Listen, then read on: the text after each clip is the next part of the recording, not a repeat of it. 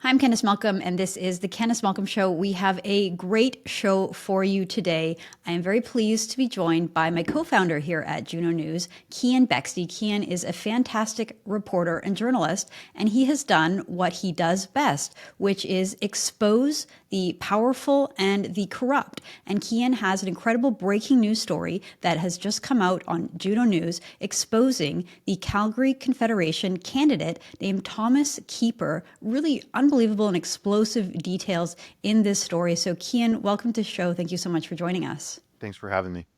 Okay, walk us through the story. Tell us what you reported. Yeah, so for background on this, Calgary Confederation is a swing riding in Calgary. It's a riding that the Liberals could conceivably win if polling stays consistent. Their candidate, Thomas Keeper, is running against the Conservative, Jeremy Nixon. It's neck and neck. We were sent a ton of information about Thomas Keeper, which is, we get information about politicians all the time, but this was a lot that we got on Thomas Keeper, and it was consistent across all of my sources that I spoke to. I spoke to 8 people who know Thomas Keeper intimately. They were his friends, some still are his friend, some just know him through business, and they came to me with shocking allegations. And I'm going to read to you here from the story because I don't want to step out of bounds. Brett Pierce, a management consultant in Calgary, met Thomas Keeper at several social events. It was sort of through business, sort of through friends. And he recalls the real estate agent talking casually about disregarding his wife's consent. This is something that multiple sources told us about, that frequently he brags about having sex with his wife, whether she wants it or not. The quote from Brett is, he was talking about how whenever he wants to have sex with his wife, he just forces her to do so.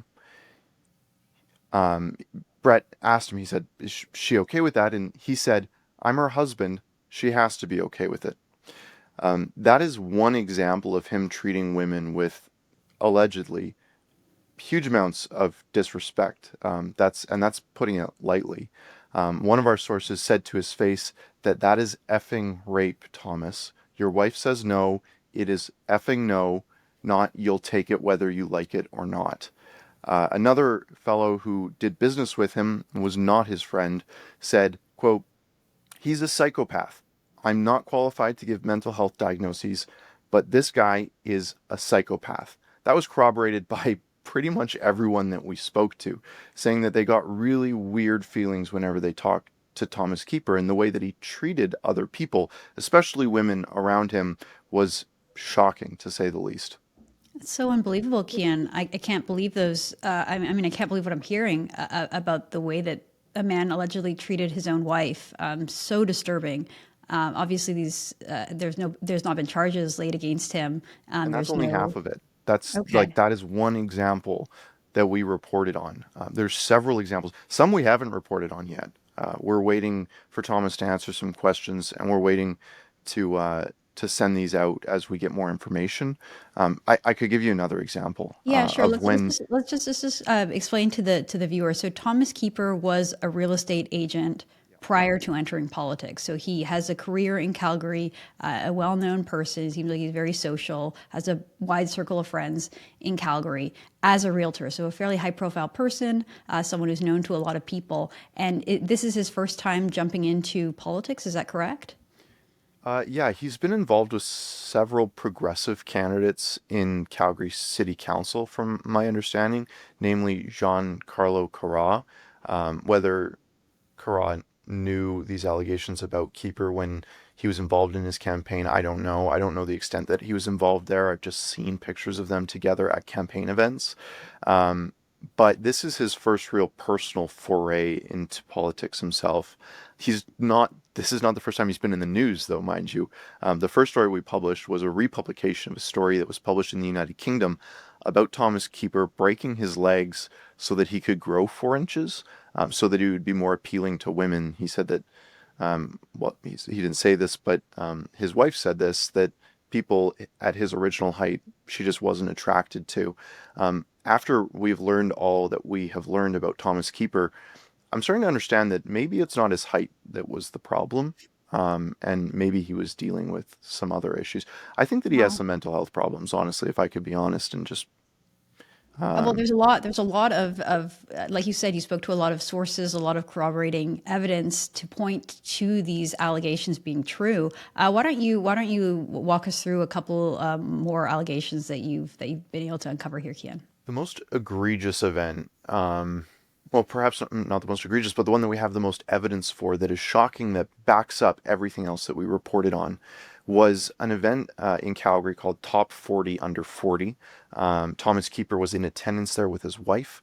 It is the most public incident of abuse that we've reported on, corroborated by Brett Pierce and other witnesses who were at this event. And just to stop you right there, King, can you tell us who Brett Pierce is? This is one of the sources that you spoke to that was willing to give his name, go on the record because he was so concerned about Thomas Yes. Keeper. Who is he? Tell us who Brett Brett Pierce is. Pierce is a respected management consultant in Calgary. He was involved in the sort of rich socialite community a little bit, and that's where he met Thomas Keeper. Uh, these communities, it starts at the polo club, and it goes to these hobnobby events, the top 40 under 40. They all like to go there, dress up, hang out, gossip, and here we are now with his corroborated story of him accusing Thomas Keeper of a story that he heard, that Thomas Keeper had sexually groped a young man in his 20s at one of these events, and he accused him to his face in public at this top 40 under 40 event. Keeper got agitated. They got in a screaming match, and then allegedly, Keeper said to the individual who he assaulted previously, allegedly, that you're going to pay for this, and he started threatening him. The 20-year-old, The victim. the man in his 20s. This drew the attention of Keeper's wife. All of this is alleged, again, not proven in court, but this is corroborated by people who are pretty respected in the community, and don't really have a reason to be lying about this, saying that his wife approached the commotion, and when she did, Keeper grabbed her by the scruff of the neck, and yanked her super hard to the point that she fell off of her shoes, lost her shoes, and he took her out of the event. She here is a victim, allegedly, of Thomas Keeper, one of apparently many. Most of them are women. One of them, apparently, if this allegation that Brett made at this event is true, one of them is a man as well. It's just really shocking behavior for someone who wants to be a member of parliament working in Ottawa as one of Mark Carney's team. This is part and parcel for people you'd expect to be working for Justin Trudeau. In fact, this is how Justin Trudeau behaved his whole life, treating women just like how Thomas Keeper is alleged to have been treating these women and that one man. Um, Mark Carney, though, you'd think would draw the line and say that this, just even these allegations, they need to be hashed out off campus. Uh, you can't be bringing that to Ottawa.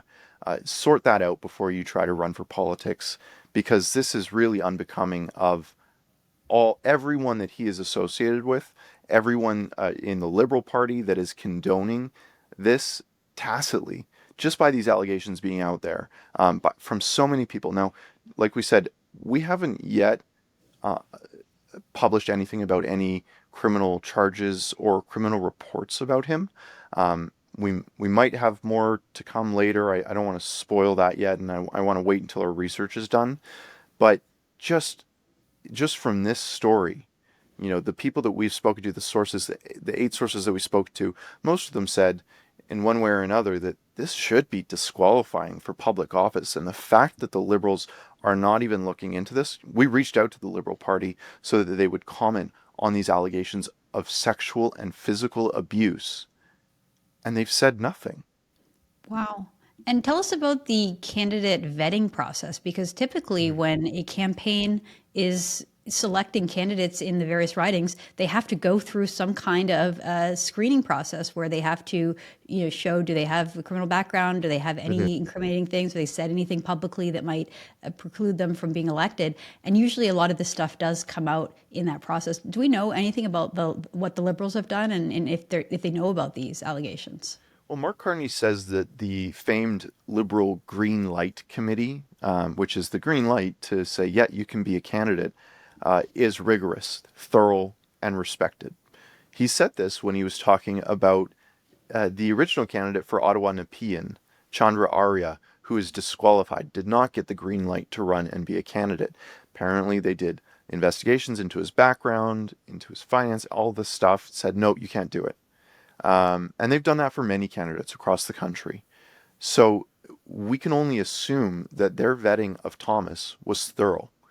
And they knew about this, and they decided to do nothing. That is all we can assume, since they will not respond, comment, and they have not fired him as a candidate. Wow. Okay. Well, tell us about the process because, as a journalist, one of the things that we do is we give the person who's the subject of a story the opportunity to give their own comment, to tell their own side of the story, perhaps to add some context to these conversations, to maybe say, look, the source you're talking to, this is why you shouldn't trust them, or whatever. We give them an opportunity as journalists to be fair. What happened when you tried to contact Thomas Keeper to get his side of the story? Yeah, it's called responsible communication, and it's a really important aspect of journalism to make sure that you have a story that is fair and has all sides of the story, so that you're not going on some witch hunt against someone just to publish some salacious news. It's important that we gave Thomas the opportunity to say, no, he's insane, she's insane, he's lying, this fact is wrong, or whatever. He could say, yeah, this is all true, this is how I behave. We don't know what he was going to say, but we had to give him the opportunity to refute, to agree with, or even tweak some of the information that we had. Maybe he could provide us with documentation showing that these people were all serial harassers of him. We just don't know, right? So we provided all of the allegations that we had of him. We sent him that by email. We texted him. We tried to call him. And eventually, I showed up to his campaign office at 709 Edmonton Trail, right on the front road of a very main street in Calgary. And I waited in my car for Thomas to show up while he was campaigning. And lo and behold, he did. It was middle of the day, and I had an envelope of questions to ask him. I approached him, and I said, hey, Thomas, we have some questions to ask you. And he ran away. He fled the scene. He went and hid. And in fact, he hid behind his wife, and he hid behind Liberal Party staffers who shielded his wife when I also tried to ask his wife questions. Because as a victim and as a pretty vocal, center point of the story, she also has a right to respond to these allegations. Well, we have footage of that because you were wise enough to tape the play that. interaction. And so let's play this as footage of Keean Bexte trying to get comment from the Liberal candidate, Thomas Keeper. Mr. Keeper, Thomas. Hi, Thomas. I just have some questions to ask you. We just have some questions to ask you. Hi, Mr. Keeper. Okay, great. Thank you. No. Sorry. Harley, come in. I need my dog. Sorry. We just have some questions to ask you. So pretty clear, you didn't even come within a couple feet of him. Like as soon as he saw you coming, he bolted in the door and closed it before you could even get physically near him, which is an interesting and important point because of what happened next. So why don't you walk us through what happened next? Yeah, this was a little shocking. I try not, in a story like this, it's really important that we get the facts straight. It's important that we speak to all the subjects of the story. And what happened sort of confirmed my suspicion that this guy is a pathological liar. The police were called. I've had that happen to me before. It happens. People don't want to answer questions from journalists. I understand.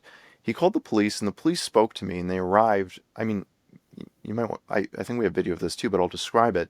They asked me right off the bat, was there any violence involved? Did you get physical with him? Implying that, and I thought, well, is this just standard for any police on the scene to ask? Sounded like maybe, yeah. But then what happened after that was they went inside, they spoke to Thomas, they came out. I had left the immediate vicinity. I waited across the street just so that he wouldn't feel super threatened. And the police came across the street after talking with him for about 10 minutes. And they said that Thomas told them that I got physical with him, that I ran up to him, went inside, came in hot, and got physical, which is obviously untrue. And the fact that he would tell officers of the law something about a journalist like that is just untrue. I mean, I think that he didn't realize that we had cameras.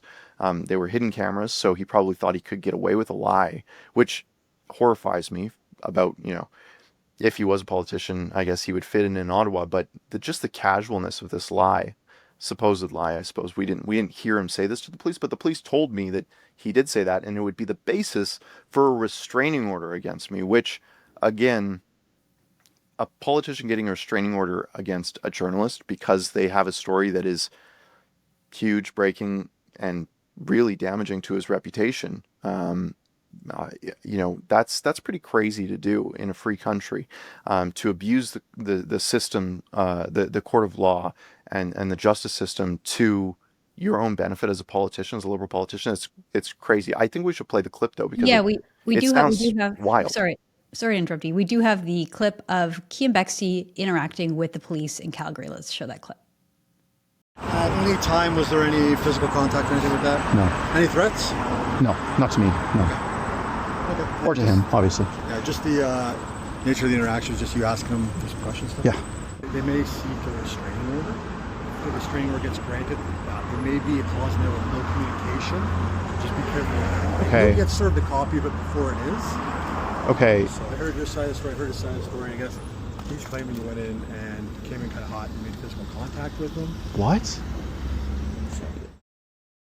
So, I mean, this does show his character, that he was willing to say that you made physical contact and that was the basis for a restraining order. So almost accusing you maybe of assault, where we could see very clearly from that first video, Keean, that you did not touch him. You did not get anywhere near touching him. He was able to close the door in your face before you were able to get there. So really unbelievable that you caught him in that lie. And I think that doesn't bode well for his character, given these other really, really shocking and disturbing allegations that have come out in your report. Yeah, I mean, our readers can go check out the story. There's other things that we haven't spoken about him verbally harassing women for being, I don't want to put words in his mouth because I wasn't there, but this woman left a party in tears because apparently he was saying very rude things about her visual appearance. Just this is like a constant pattern of him treating everyone around him terribly in one way or another, whether it is alleged sexual abuse, whether it's alleged physical abuse, verbal abuse, and in this case, taking advantage of the legal system, the justice system in the country to shut down a journalist as one of his first acts as a politician. It's embarrassing for him and the Liberal Party. Well, and so just tell me, since we broke the story, what was it, last night, yesterday evening or yesterday afternoon in Alberta, what has been the reaction? Have you heard from the Liberal Party? I would have assumed, Keean, that they would have fired him as a candidate after reading this groundbreaking report. I mean, these allegations are horrific, unspeakable things that he does, apparently brags about doing to his friends and to acquaintances and people who aren't his friends, about his wife, like really, really despicable things. How could a person like this still be up for public office in Canada? That's a great point, and I can't underscore enough that this is only half the story. We have only published right now half of what I've been told about him. And to answer your question, after we've published this story, even more has come out of people giving us advice, telling us where to look for documents, and that's what I'm spending my day on today, is digging deeper into this story to make sure that we do not leave any stone unturned. And it's not just Thomas Keeper. I mean, we're doing this for every politician, whether they're conservative or a liberal. If this many people come forward with claims of abuse, it needs to be investigated. And the fact that the Liberal, and maybe the Liberal Party is doing it behind closed doors right now. Maybe they're taking, I mean, this took me weeks to put together. So maybe the Liberal Party is realizing right now that they're underwater and they need to start swimming. I'll give them the benefit of the doubt. I'm not one to usually do that with the Liberal Party, but in this case, the claims are so disturbing And frankly, it sounds crazy that a politician who has a past like this, allegedly, would ever think that they could run for public office. That it wouldn't catch up on them. I mean, Yeah. that kind of shows that maybe the arrogance that someone like this doesn't think that they can get caught. To me, it's very concerning that the Liberal Party, the party that, if we believe the polls, are set to win the next election, set to form government. Our prime minister will remain a Liberal for a fourth term, and this is the kind of people that he chooses to. That Mark Carney chooses to have on his team, to associate with, to have in caucus. I mean, this shows a lot of red flags to Canadians about who exactly we're dealing with, the kind of people that we're dealing with. Really tremendous reporting, Keean. So we encourage everyone to head on over to junonews.com where you can read the story. Please subscribe to Juno News and help support independent journalists like Keean, like myself. This is the kind of reporting that the legacy media won't do, right? The Globe and Mail is focused on fake news stories like a CSIS agent speaking out of turn, pretending that somehow Indian interference helped Pierre Poilievre get elected as the Conservative leader back in 2022, a complete ridiculous story, right? Meanwhile, independent journalists like Keean are doing the real work, doing the digging, and trying to expose the truth about this Liberal Party. Keean, any final thoughts on the story? Yeah, I'll just say, I offered publicly to the mainstream media and all other media organizations, I'll connect you with my sources. I'll show my work. If you want to cover the story as well from a different angle, even from the same angle, so that this is seen far and wide, I'm happy to help facilitate that.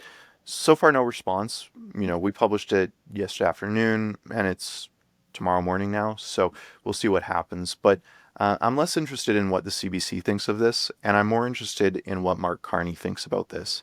Mark Carney needs to personally answer for this candidate that he has agreed to join his ticket. And when there's so many allegations of sexual abuse, physical abuse, and verbal abuse, all from many different people, over half a dozen eyewitness sources, Mark Carney needs to answer for that. And, I get Thomas Keeper, he's going to run, he's going to hide. Mark Carney does not have that luxury. He needs to be held to account. And we're going to try, to ask Mark about Thomas Keeper. And we hope that, frankly, the rest of the national media does the same. Well, it adds to a long list of questions that we have for Mr. Carney. Let's put it that way. He has not yet answered so many of the questions that Canadians demand to know. And I guess we'll just have to add Thomas Keeper's name to the list of questions that hopefully we'll get to ask him on this election campaign. Well, Keean Bexte, thank you so much for all your hard work, all your journalism. Keep digging. We'll look forward to what you find next. Thank you so much. Thanks, Candice. All right, folks, thanks so much for joining us. That's all the time we have for today. We'll be back again tomorrow with all the news. I'm Candice Malcolm. This is the Candice Malcolm Show. Thank you, and God bless.